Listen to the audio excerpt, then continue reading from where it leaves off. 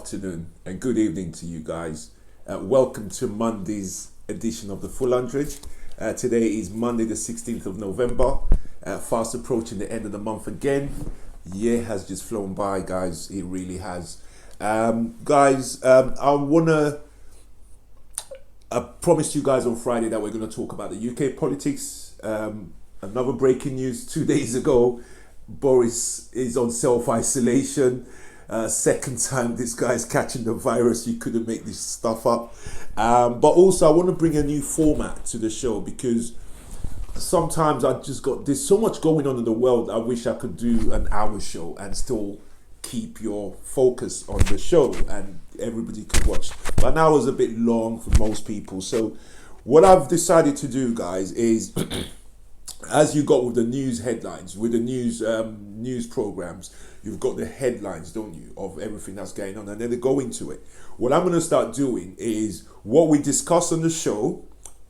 At the end of the show, I'll also not discuss, but just give you the headlines of stuff that's happened, and then you can obviously go away and look into it if you're interested in it. If you're not interested in it, at least you know that's happening, okay? I hope you'll enjoy the new format. So guys, without further ado, let's get down to today's show.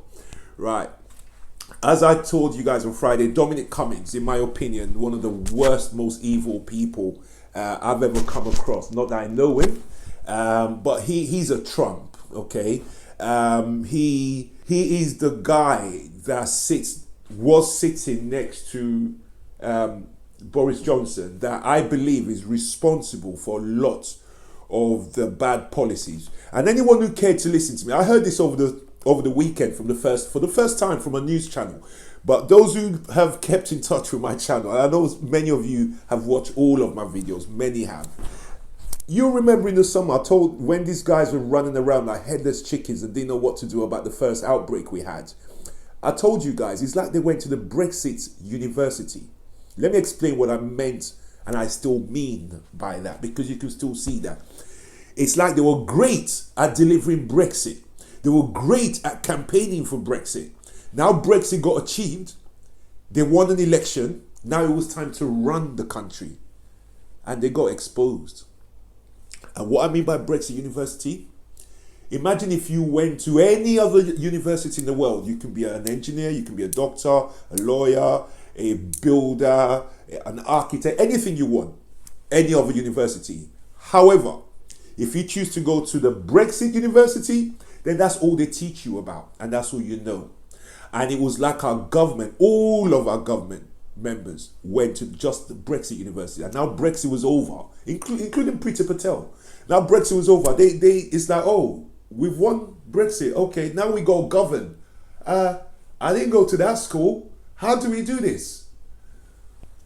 That's the way I saw this government in the summer, and that's how I see them today.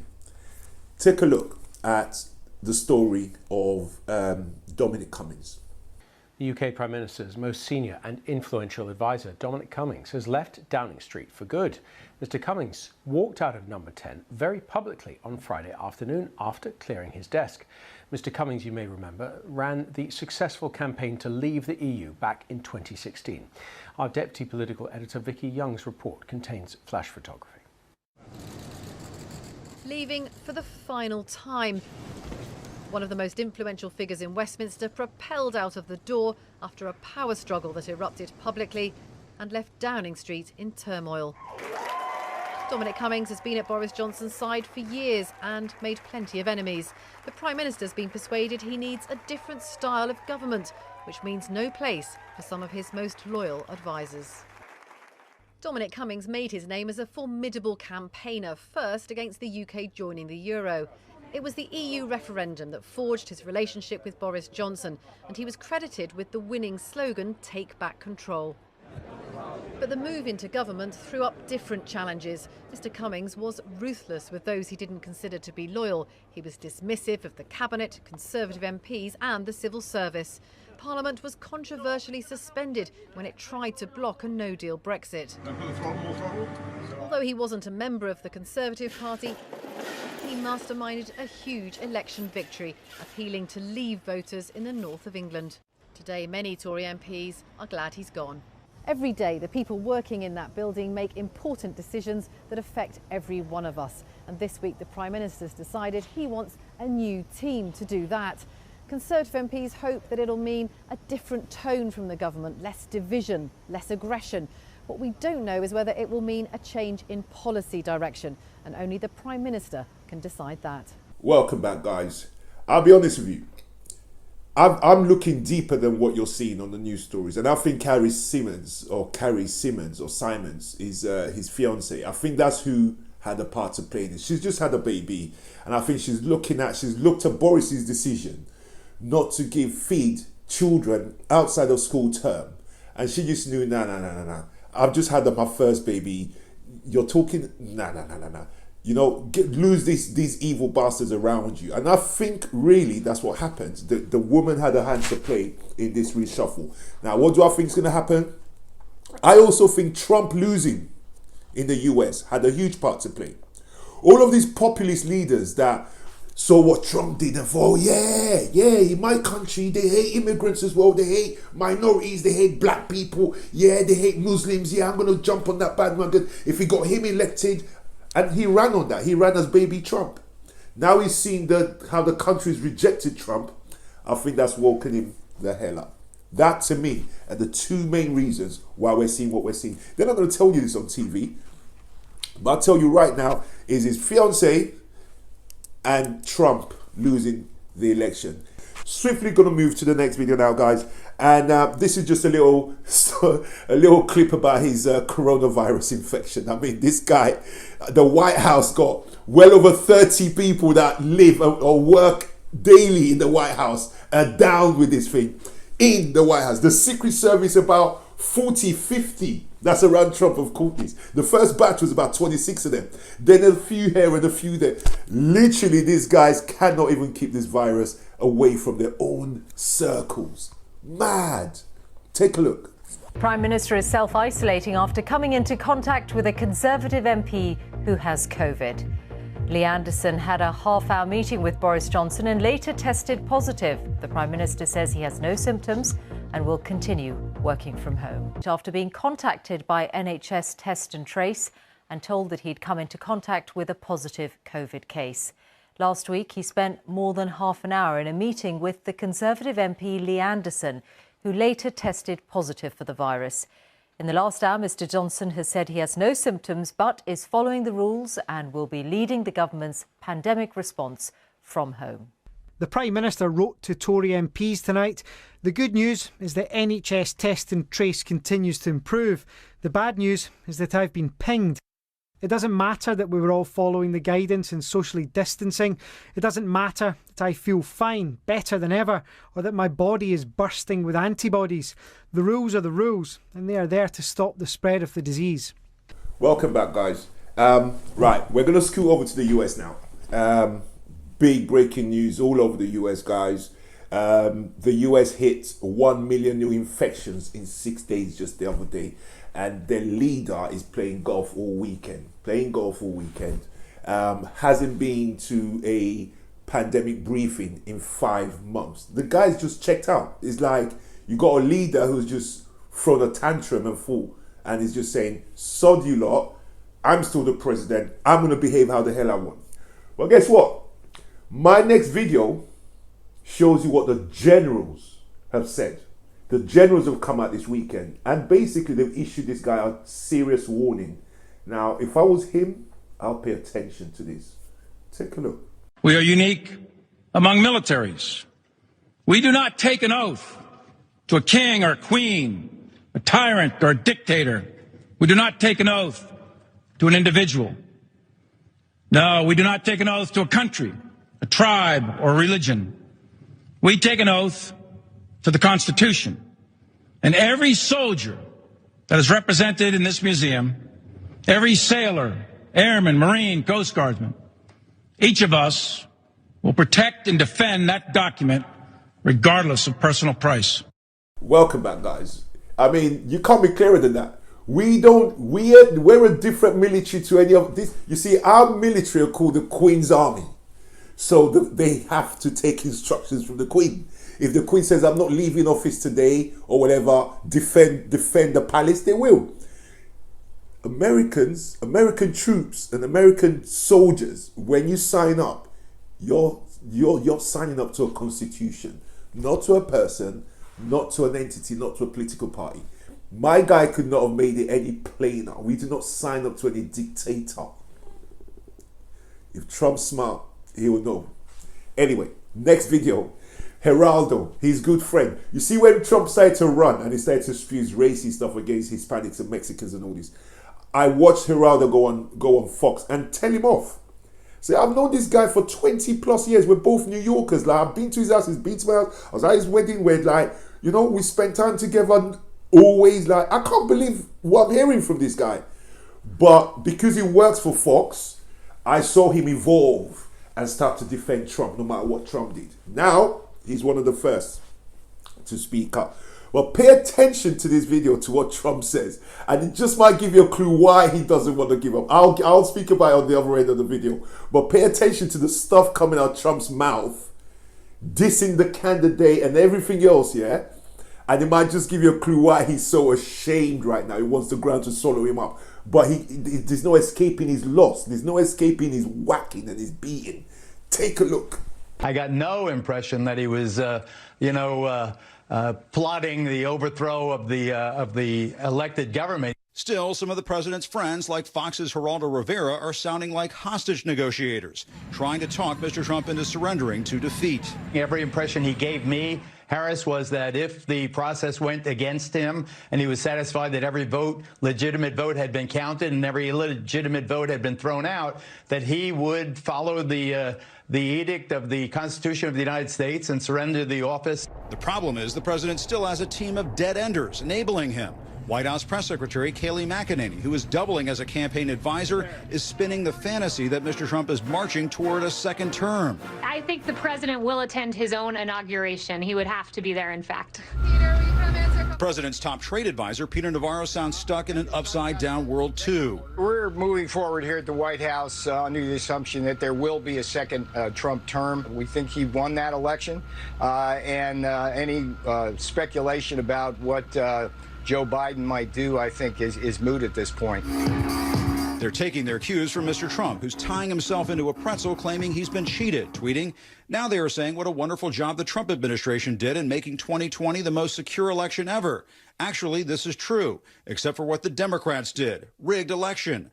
Not so, according to the president's own cybersecurity agency, which stated the November 3rd election was the most secure in American history. There is no evidence that any voting system deleted or lost votes, changed votes, or was in any way compromised. His campaign has dropped a legal challenge in Arizona, and his lawyers have bailed on a case in Pennsylvania. Despite those developments, advisors say the president may never concede the race, a contest he once said he couldn't handle losing.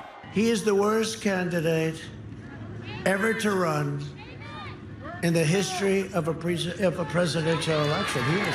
At least if you lost, you could say, hey, you lost to a good candidate. How the hell do you lose to a guy like this? Guys, I mean, let me repeat what he said, yeah? I actually wrote it down. The worst candidate ever to run. How could you lose to a guy like that? Well, lose he did. Lose he did. And this is why he's not coming out of the White House other than to go play golf and come and sulk, and made an announcement the other day about the vaccine because no one heard from him. And then he's that dumb, yeah?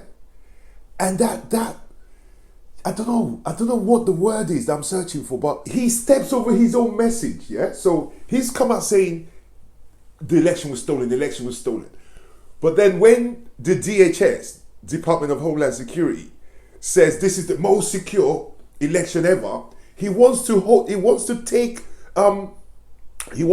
what's he called for he wants to own that. Yeah, my administration delivered the most, and they said I delivered the most safest elections ever. I did that. My administration did that, but the Democrats still cheated. So with one hand, you're admitting that what the DHS said is true, and what they said is no cheating happened. But he's so dumb that in admitting that, he doesn't realize that he's actually making the case that it was a fair election. Unbelievable. Really unbelievable. Guys, listen. The reason that this guy, is keeping up this whole charade, is to feed fake narrative and then to raise money off of it.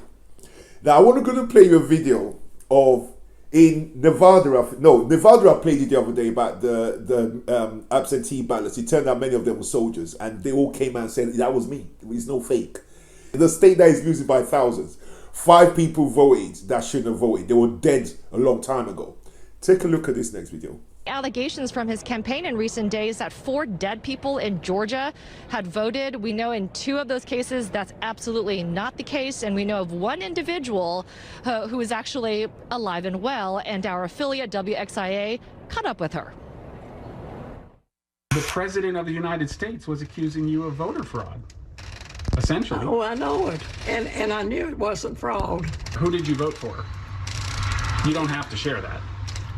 I voted for the Democrats, for Biden. I see. And so, I guess I voted against the other one, really. All right, so the Trump campaign tweeted a few days ago and claimed that it was Mr. James Blaylock who voted illegally, even though he died back in 2006. He did not vote. Election officials confirmed that it was his wife, Mrs. James Blaylock, who you saw there, who voted on November 3rd, and she's been voting under her married name, Mrs. James Blaylock, for many years now. Welcome back, guys. We're on to the last video now, and this is the clincher. Take a look at this video and understand that he's committing crimes as we speak. He's taking donations that if you send him £20, it doesn't go nowhere, it goes to his pocket. If you send him £2,000, it goes to his pocket. You send him £4,900, it goes to his pocket. Only people who are sending 5k and above goes to where they say the money is supposed to go to. Tell me if that's not daylight robbery. I mean, this is the whole purpose of standing strong and saying we're not, we're not giving up, and just so he can raise more money to pay down debts. He's got like 400 and something million pound debt to Deutsche Bank alone that's going to get called in a minute. He's in deep stum.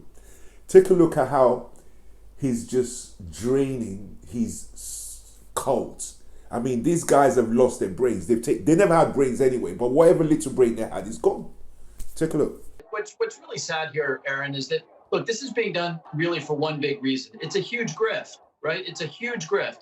Look at the president's fundraising things. You know, the fundraising is about not because anybody inside the White House believes he's got a chance to reverse the results of the election. It's about paying down campaign debt. And these people who show up at the rallies are going to be encouraged to sign up for this and to donate to that and to buy this T-shirt and to buy this thing. It's a big money-making grift. What's really sad about it is that it's not that it's being stoked by Donald Trump. That's to be expected. It's that it's being reinforced by my colleagues. You know, when Kevin McCarthy, the House Republican leader, says publicly something that he knows not to be true, that this election was stolen, boy, our democracy is in a lot of trouble. That's what worries me more than a bunch of protests that may occur this week. Right, guys, this is the end of the show now. This is a new section of the show where I read out some of the headlines that so much things happening that sucks up the air in the room and you don't get time to discuss it. So first breaking news today is Moderna. What the first company that I brought to you on this channel back in May, June, when the first trials were successful. Moderna has announced today now they're very close to releasing their own vaccine, and theirs is 5% better than the one that came out a week and a half ago. So theirs is 95% effectiveness. If you remember, Pfizer and BioNTech, the one that's already here now, was 90%. So Moderna's come out, breaking news, 95% success rate on theirs. Second breaking news, guys, the US, as you know, those of you who watch news, sent a space rocket to the space station yesterday.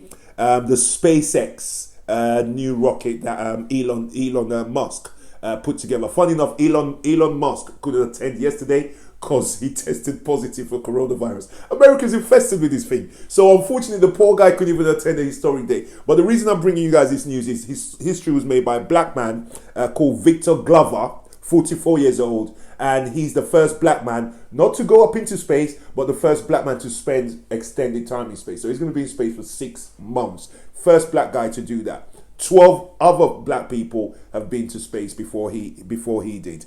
So that's and then what's the other one?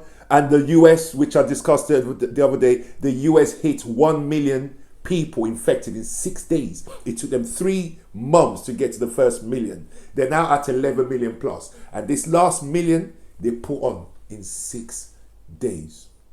Guys, be very scared and be very thankful that we do not have a government like they have in the United States. Take care. I'm out, and I'll see you guys on Wednesday. Thanks for listening. See you all soon. Look after yourselves. Peace and love. Bye-bye.